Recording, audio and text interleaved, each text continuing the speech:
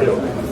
વિજયભાઈ, એક તો possible congratulations કે તમે આજે સદભાવના ટ્રસ્ટ, મને લાગે નાના પાયે બી જ્યારે ચાલુ હતું ત્યારે પણ એની અંદર એટલું વ્યવસ્થિત રીતે ચાલતું હતું. તમે એક સેવ્યું એની સપનું સેવ્યું એની અંદર કે મારે આ મોટા પાયે સેવા કરવી છે એની અંદર. અને વૃદ્ધોની એ બી કેવા વૃદ્ધો તમે આપણે સમજાયું કે જે ડાયપરમાં જીવતા હોય, જે આપણે પેરેલિસિસ થયો હોય, વેરી ડિફિકલ્ટ ટુ મેનેજ છે એની અંદર.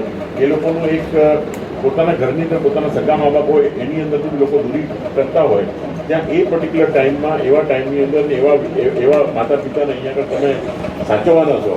અને નોટ ઓનલી દેટ એની અંદર બધાની જે બંને ભાઈઓની અંદર સ્ટ્રક્ચરલ એન્જિનિયરની, કોન્ટ્રાક્ટરની સેવાઓ, અને ખાસ કરીને આઈ એમ વેરી ઇમ્પ્રેસિવ તમારે જે છે ને ધીરેનભાઈ સાથે.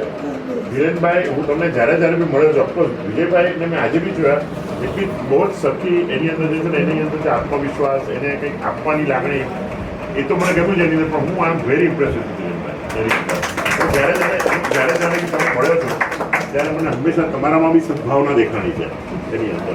એટલે જ છે એની અંદર તમે દીકરો સેટલ છે દુબઈની અંદર, you are doing excellent, you are a wonderful human being, stay like this. એની અંદર તમારી જેવી વ્યક્તિને જાણવી, અને હું ગૌરવ એ વાતનો અનુભવું છું કે તમને હું જાણું છું ધીરેનભાઈ, તમે મારા લોહાણા છો અને સરસ વ્યક્તિ છો. આ બધું એક વાત.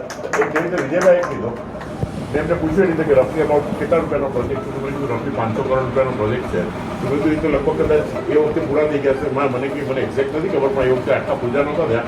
ત્યાં 68 થયા, પછી 60 થયા, પછી 125 થયા. રફલી અબાઉટ 128 કરોડ રૂપિયા અબ્દુલ મોરારી બાપુના જે ભેગા થયા હતા એની સામે અપ્રોક્સિમેટલી સેમ અમાઉન્ટ જે છે એ ભાઈ તરફથી આવ્યા એની અંદર. એટલે ઇક્વિવેલન્ટ અમાઉન્ટનું દાન આપ્યું. અમારા માટે ગૌરવની લાગણી એ થાય છે એની અંદર કે એક સિંગલ, મને લાગે છે કે અફકોર્સ જેનું મને ધ્યાન છે ત્યાં સુધી સંજય પાસેથી, રમેશભાઈ સંજય પાસે, નોરભાઈ પોપટ પાસે બી આવ્યું એની અંદર. પણ આટલી મોટી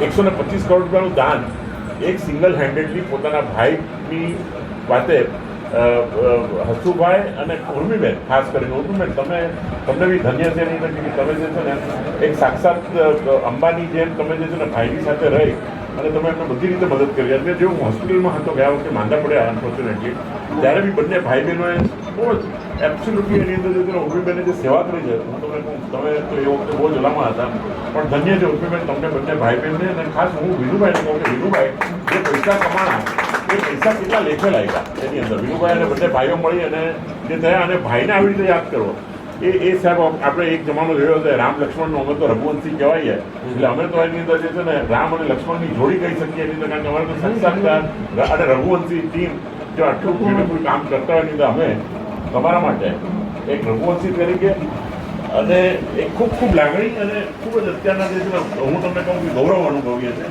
કે you are done an excellent job. અને બહુ જ સારી જગ્યાએ ગયા. તમે જોઈ શકો છો કે હું આ એક કેમ્પસ જ્યારે મોરારી બાપુની વખતે જોઈ ગયો હતો, એ વખતે બી મેં જ્યારે બ્યુટીફુલ પ્લાનિંગ હતું ત્યારે આની વિડીયો કરી અને જે તે ડોનરોને મોકલાવી હતી.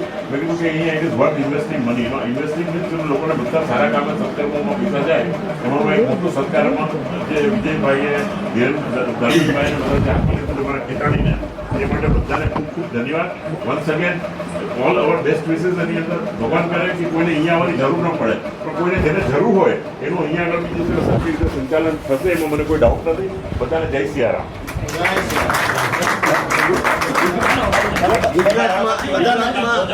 આખા ગુજરાતમાં ફર્સ્ટ છે, આવડું મોટું દાન દેનાર કોઈ છે જ નહીં. પહેલા આપણે જમી લઈએ પછી